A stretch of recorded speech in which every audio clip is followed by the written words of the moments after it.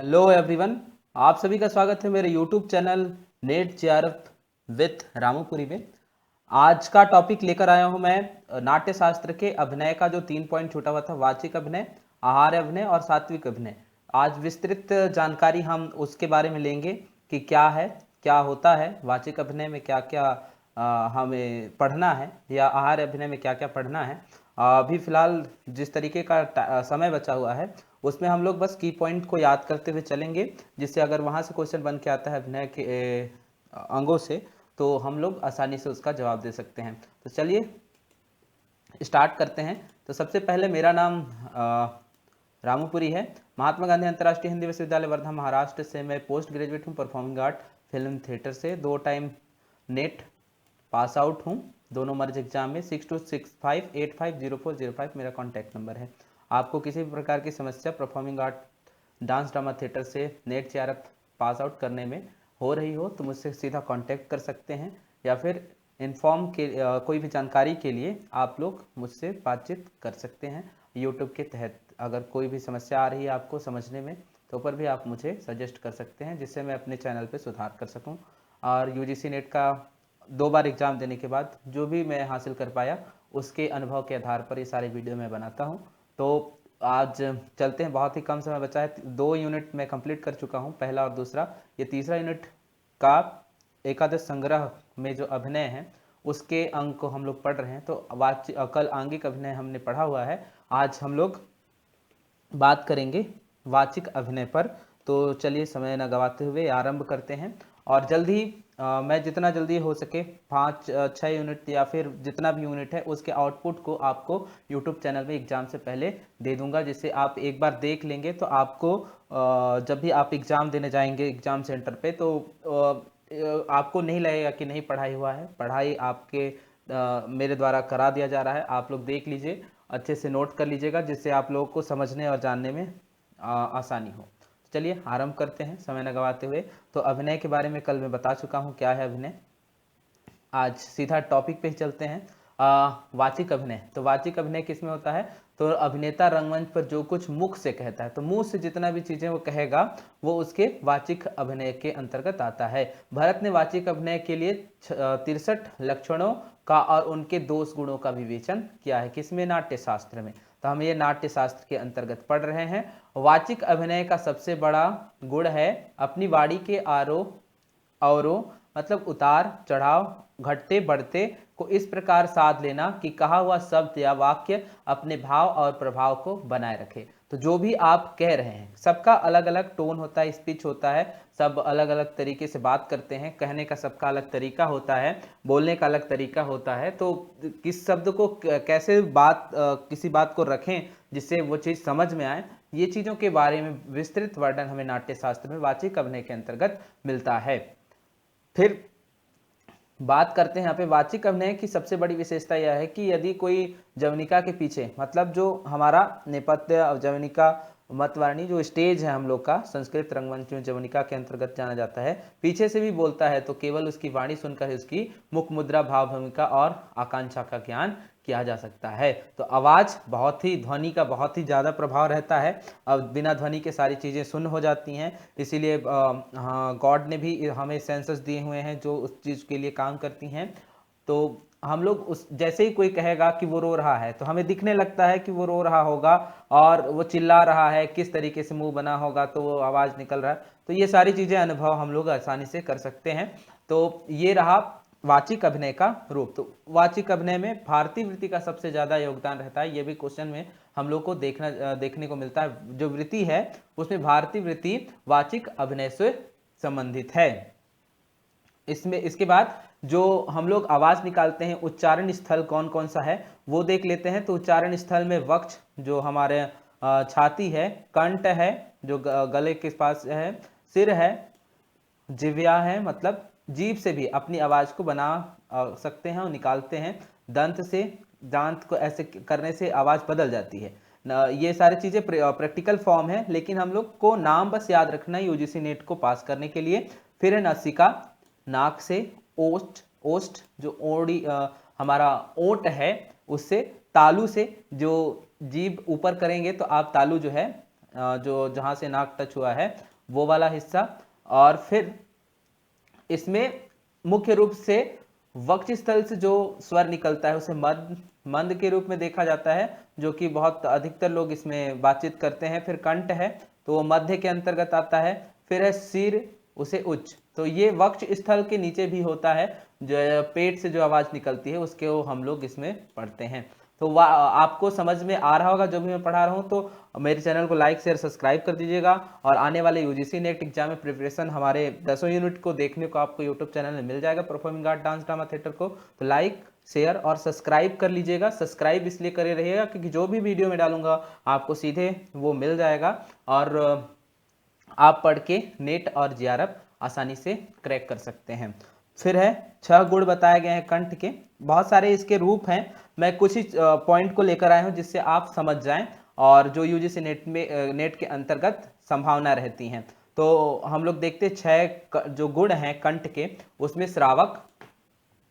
तो श्रावक से तात्पर्य क्या है? जिसकी आवाज दूर तक साफ सुनाई दे, तो उसे श्रावक के अंतर्गत जाना जाता है। रंगमंच एक ऐसा फॉर्म ही है जिसमें आवाज की बहुत ज्यादा भूमिका रहती है। आवाज अगर आपका बहुत अच्छा है, जिस आप शब्दों को बहुत अच्छे तरीके से कर रहे हैं प्रस्तुत, तो जो दर्शकों को जितना अच्छा आपका वाक्य समझ में आएगा, आप जितना मीठा मधुर बोलेंगे, चरित्रों के अनुसार जो भी मांग है उसके अनुसार आप वार्तालाप करके जो भी संदेश है, जो नाट्य लेखन करने वाले व्यक्तित्व ने लिखा है, वो उसी के अंतर्गत हम लोग वाचिक अभिनय को जानते हैं और पढ़ भी रहे हैं। तो इसमें श्रावक जो है जिसकी आवाज दूर तक साफ सुनाई दे। और रंगमंच में तो किसी प्रकार का कोई साधन, जो इलेक्ट्रॉनिक साधन है, उन चीजों का इस्तेमाल नहीं करते। हम लोग अपने आवाज से ही वहां जितने भी दर्शक बैठे रहते हैं उन तक जो संदेश है उसे पहुंचाते हैं। तो ये सबसे बड़ी बात है, इसके लिए बहुत अभ्यास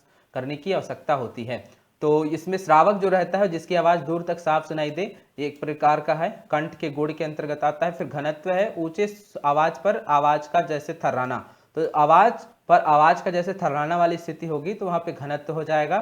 फिर है स्निग्ध, मधुर, अवधान, शब्दों की स्पष्टता बनी रहे, कितना भी तीखा उतार चढ़ाव करें लेकिन स्पष्टता उसकी सही रहे।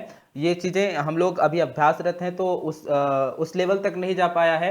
जो भी बात कहते हैं वो फंस जाता है, और उसमें तैयारियां बहुत ज़्यादा करनी पड़ती है। तो अभ्यासरत हैं अभी, तो हमारे साथ भी ये समस्या देखने को मिल रही है, जो जल्द ही अभ्यास करते करते वो ठीक हो जाएगा।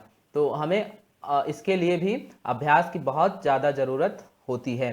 फिर है त्रिस्थान शोभित। तो त्रिस्थान के रूप में वक्ष पढ़ा, अभी मैं बता ही चुका हूं। कंठ, सिर, और कहीं से भी ध्वनि निकले वो स्पष्ट हो, ये चीजें त्रिस्थानम शोभित, मतलब किसी भी स्थान से है लेकिन अगर शुद्ध निकल रहा है तो वो त्रिस्थानम शोभित के अंतर्गत आएगा, जो कि गुण है कंठ के अंतर्गत आने वाले जो भी रूप है उसका। फिर है शब्द है, शब्दों के बीच में शब्द या वर्ण प्रकार। तो यहाँ पे शब्द और वर्ण के प्रकार जो हैं वो भी देख लेते हैं। तो शब्द और वर्ण के जो प्रकार रहते हैं वो उदात्त होता है, अनुदात्त होता है, स्वरित होता है और कंपित होता है। जिसको हम लोग बोलते हैं तो बोलने के बाद कोई कोई शब्द ऐसे रहते हैं जिसे जैसे शक्कर, शक्कर, शहर। तो ये जो शब्द हैं वो अपने आप में इतना ज़्यादा गुण है कि हम लोग उनको बोल नहीं पाते सीधा, उसके लिए अभ्यास करना पड़ता है। और ये चीज़ें पहले से शास्त्रबद्ध है तो हमें उसके अनुसार सीखना पड़ता है रंगमंच अभिनय के लिए। तो आइए आगे फिर देखते हैं इसमें। फिर ध्वनि भेद है।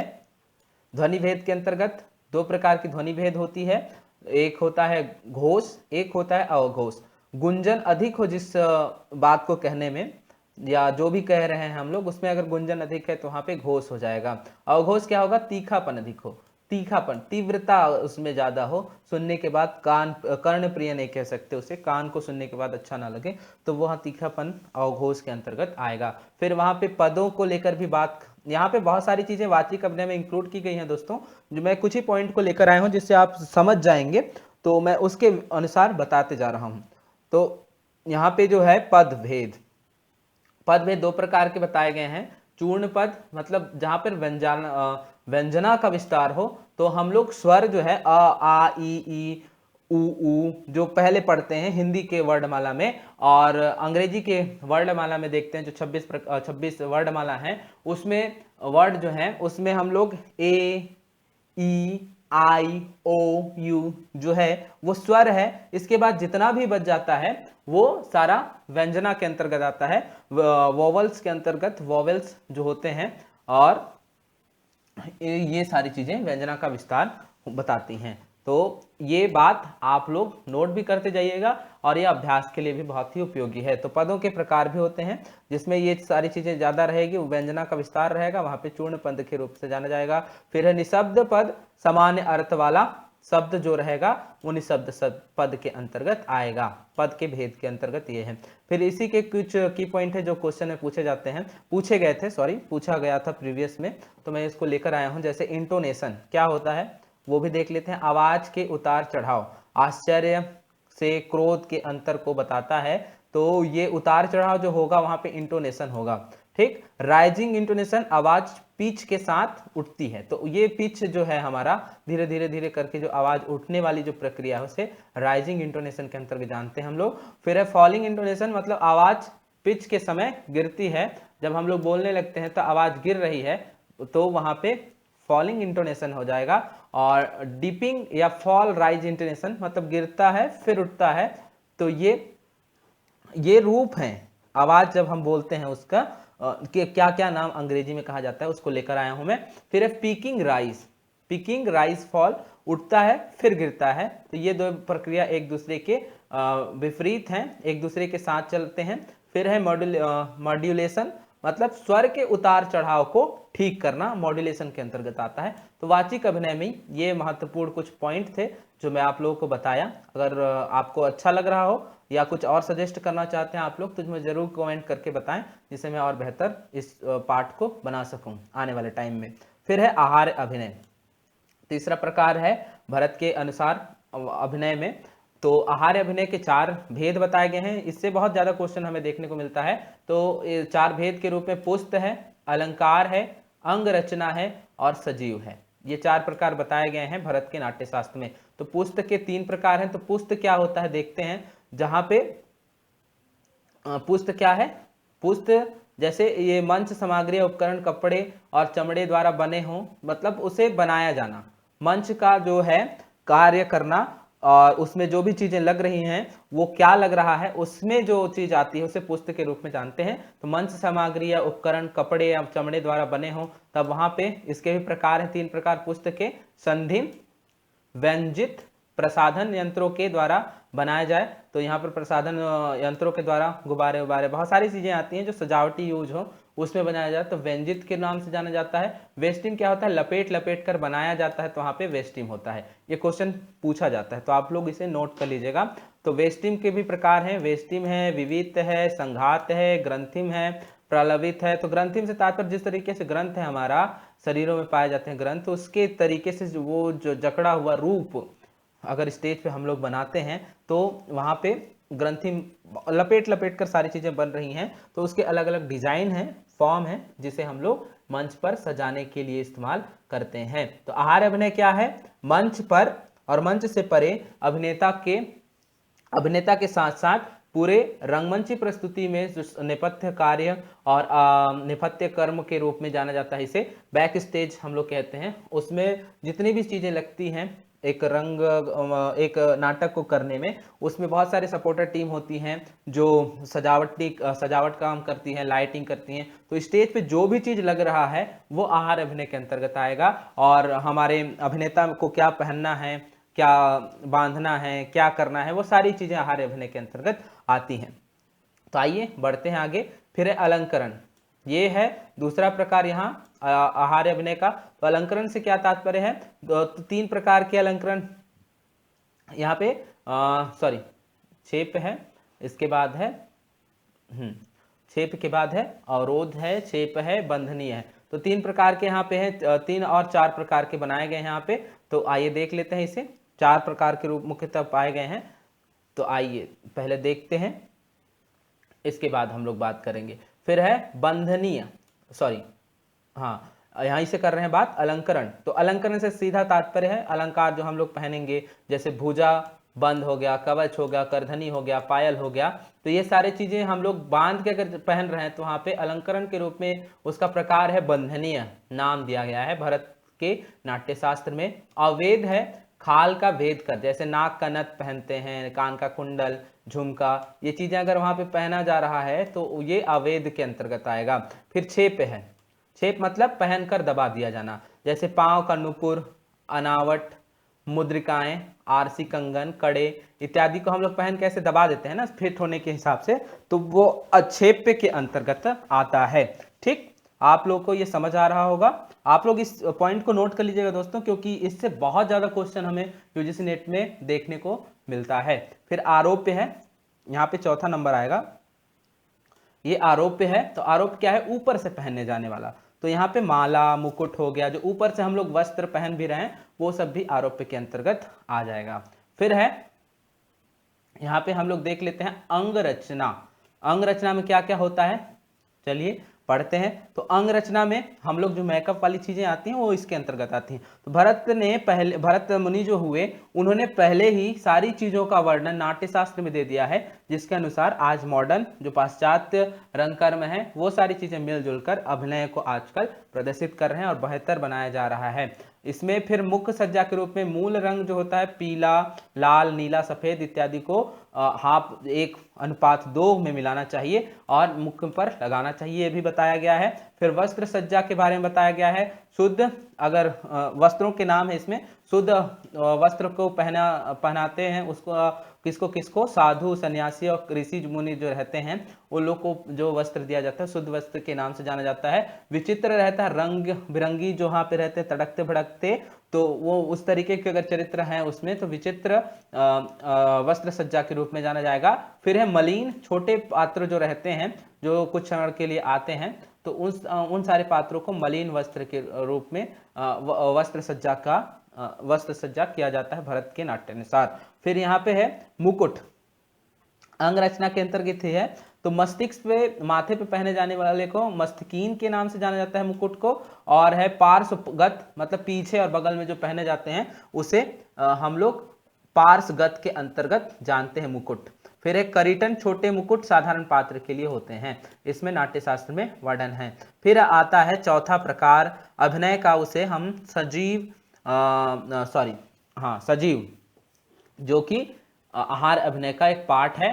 ठीक, आहार अभिनय के अंतर्गत आता है और इसमें हम लोग पशु पक्षी, हाथी घोड़ा, जीव जंतु प्रतीक लाते हैं। वो नहीं आ सकते क्योंकि रंगमंच में वो सारी चीजें अवरोधित हैं और वो चीजें निशब्द हैं कह सकते हैं, वहां पे प्रस्तुति नहीं हो सकती, वहां पे उन चीजों को लाकर सीधा प्रस्तुत नहीं कर सकते। तो उसके अनुसार हम लोग वैसे बनने की कोशिश करते हैं, तब यहाँ पे सजीव अभिनय के अंतर्गत आता है। या कभी कभी हम लोग ले भी आते हैं तो ये चीजें इसके आहार अभिनय के अंतर्गत आता है। तो घोड़ा, जीव जंतु, वस्तु मंच प्रस्तुत करने के लिए सजावट बनाते हैं हम लोग, पर्वत, नदी, रथ, विमान, सागर आदि का मानवीकरण प्रतीक प्रस्तुत करते हैं, तब यहाँ पे सजीव अभिनय होता है, सजीव आहार अभिनय के अंतर्गत आता है। तो किसी प्रकार की अगर कोई समस्या होगी या जो भी बात मैं बता रहा हूँ वो अगर आप लोग ज़्यादा जानते हैं तो मुझे ज़रूर बताइएगा, जिससे मैं और इसे बेहतर बना के आपके सामने प्रस्तुत कर सकूं और जो भी नेट जेआरएफ कर रहे हैं उनको, नेट जेआरएफ की तैयारी कर रहे हैं उनको जो भी नोट में प्रोवाइड करूं उससे सीधा लाभ हो। चलिए आगे बढ़ते हैं। चौथा पॉइंट जो है हमारा सात्विक अभिनय। ये अंतिम अभिनय का रूप है। आंगिक हमने पढ़ा, वाचिक पढ़ा, आहार्य पढ़ा और ये सात्विक है। तो सात्विक अभिनय क्या होता है देख लेते हैं। तो 8 स्थायी भाव, 13 संचारी भाव और 8 सात्विक भाव को मिलाकर सत्व को समझा जा सकता है। तो सत्व ऐसा चीज है उसमें बहुत समय लगता है, अभ्यास की आवश्यकता होती है। ये सारी चीजें आंगिक, वाचिक, आहार्य मिलकर सत्व को प्रकट कर सकते हैं, लेकिन पूर्णतः प्रकट करने के लिए ये भाव होने चाहिए, 8 स्थायी भाव, 13 संचारी भाव और 8 सात्विक भाव होने चाहिए। और उसको हम लोग वो सारी चीजें अगर मिल रही हैं उनमें तो वो सात्विक को हम लोग समझ सकते हैं। इसमें कुछ रूप हैं, जैसे अनुरूपा, व्यक्ति की आयु और शारीरिक अवस्था आदि पात्र के अनुरूप है, उस पात्र पर प्रकृति को अनुरूपा कहेंगे। जैसे कि कोई बूढ़े का चरित्र कर रहा है और बूढ़ा ही है तो हम लोग उसे अनुरूपा कहेंगे क्योंकि वो उसी के समान है। ठीक, तो आप लोग को ये बात समझ में आ गई होगी। अगला है विरूपा। कोई पात्र सीता रूप बनकर अभिनय कर रही है तो उसे विरूपा कहेंगे। मान लीजिए कोई भी पात्र है, वो सीता तो है ही नहीं, उसके अंदर है जो अभिनय करने वाला चरित्र है वो सीता बना हुआ है, तब उसे हम लोग विरूपा के नाम से जानेंगे। ठीक, फिर है रूपानुरूपा। तो बच्चे द्वारा बूढ़े का चरित्र किया जा रहा है, बच्चा है, एज में छोटा है लेकिन वो बूढ़ा बन रहा है, तो वहाँ रूपानुरूपा होगा। और जो बूढ़ा व्यक्ति है वो बच्चा अगर बन के अपना अभिनय प्रस्तुत कर रहा है तो रूपानुरूपा के अंतर्गत हम लोग उसे जानेंगे। तो यहाँ पे कुछ भाव होते हैं, सात्विक भाव, उसे देख लेते हैं, इससे क्वेश्चन बन के आते हैं, तो आप लोग इस चीज को जरूर नोट करिएगा। ये मैं चौथे यूनिट में पढ़ाऊंगा, लेकिन आप लोग इससे पढ़ लीजिए जिससे आप पहले से भी तैयार रहें। फिर हम लोग देखेंगे आने वाले टाइम पे रसों के रूप में, रसों का जो प्रकार पढ़ाएंगे, भावों में जब जाएंगे तब यहाँ पे सात्विक भाव को हम पढ़ते हैं और इसे क्वेश्चन बन के देखने को मिलता है, जो प्रकार है इनके। तो स्तब्ध एक प्रकार है सात्विक भाव का, उसमें भय, हर्ष, रोग आदि के कारण मन और शरीर का व्यापार रुक जाना। मतलब जो भी चीज हम कर रहे हैं उसमें अगर भय है, भय आ गया, हर्ष हो गया, रोग आदि हो गए हैं, उसके चलते हमारा शरीर, हाथ पांव काम करना बंद कर दिया है और स्तब्ध हो गए हैं, किसी घटना को सुन के स्तब्ध हो जाते हैं, तब हमारा शरीर रुक जाता है। तो वो स्तब्ध जो भाव अगर आ जाता है तो सात्विक भाव के अंतर्गत आएगा। स्वेद क्या होता है? रीति प्रसंग, मतलब प्रेम प्रसंग वाली अवस्था। अताप, परिश्रम के कारण अगर आपके शरीर से जल निकलना, पसीना निकल रहा है, तब वहां पे स्वेद स्थिति हो जाएगी, सात्विक भाव के रूप में जाना जाएगा। रोमांच क्या होगा? हर्ष, विस्मय, भय आदि के कारण रोंगटे का खड़े हो जाना। जो बाल हैं हमारे शरीर के अंदर, छिद्र छोटे छोटे, उनका हर्ष, विस्मय या भय के कारण एकदम से खड़े हो जाते हैं। कभी एकदम अचानक सांप गिर गया, कुछ और हो गया, या बाघ आ गया, तो हमारे रवे खड़े हो जाते हैं, हमें डर लगने लगता है। तो उस तरीके की अगर एकदम से अचानक जो चीजें होती हैं उसमें ये चीज आ जाए तब हम रोमांच कहते हैं, और ये सात्विक भाव का रूप है। ठीक, प्रकार है। फिर है यहाँ पे स्वरभंग। मदनमान, हर्ष, पीड़ा आदि अगर है आपको, फिर आवाज उसमें, उसके कारण आपका आवाज एकदम से रुक जाता है तो स्वरभंग हो जाता है। स्वरभंग में आपका आवाज नहीं सुनाई देता, ये चीज भी सात्विक भाव के अंतर्गत आता है। वेपथु, वेपथु क्या है? अनुराग, द्वेष, परिश्रम आदि के कारण कपकपी। जब आपके अंदर किसी कारण डरवश कभी कभी कपकपी आने लगता है, अनुराग के कारण इस तरीके से कपकपी आने लगे, या अधिक काम कर लिए हैं तब कपकपी होने लगता है, तब ये अवस्था आती है, तब वेपथु रहता है सात्विक अभिनय। तो ये बहुत ही कठिन चीजें हैं। फिर है वैवर्ण, विवाद अगर हो रहा है, लड़ाई झगड़े, मंद, शेष आदि के कारण अगर हो रहा है तब वैवर्ण होता है। ठीक, फिर है अश्रु, क्रोध, दुख, प्रहस आदि के कारण अगर आंखों से जल निकल रहा है तो अश्रु के रूप में जाना जाता है, वो सात्विक अभिनय है। फिर है प्रलय, सुख अवस्था, दुख अवस्था के अतिरेक, चेष्टाकृत शून्यता, ज्ञान शून्यता। जब अवस्था ऐसी आ जाती है जिसमें सब कुछ शून्य के बराबर आने लगता है, सब कुछ शून्य है, सुख भी शून्य के बराबर है, दुख भी, तो वो वाली अवस्था अगर है तो प्रलय वाली अवस्था है, और प्रलय के नाम से जाना जाता है। ये सात्विक भाव का 8वां गुण है। फिर हम लोग देखते हैं कि स्वेद और रोमांच को छोड़कर, तो जो स्वेद है, पसीना आने वाली जो भाव है, और रोमांच, रवे खड़े होने वाला, उसको छोड़कर से सबका सात्विक अभिनय किया जा सकता है, मतलब उसमें अभ्यास करके किया जा सकता है। अश्रु के लिए विशेष साधना आवश्यक है, क्योंकि भाव मग्न होने पर ही उसकी सिद्धि की जा सकती है। तो बहुत बहुत थैंक यू, आप लोगों को ये चीजें समझ में आई होगी। तो चलिए, आई होप आप लोग यूजीसी नेट जेआरएफ की तैयारी में लगे होंगे दोस्तों। तो शुभकामनाएं हैं आपको, बहुत अच्छे नंबरों से आप पास हो, और ये सारी चीज़ें आपको हेल्पफुल लगेगी। आने वाले टाइम पे भी आप इससे पढ़ते रहें, और मैं पढ़ाते रहूँगा यूट्यूब पे, तो मेरे यूट्यूब चैनल पे बने रहें। Thank you very much.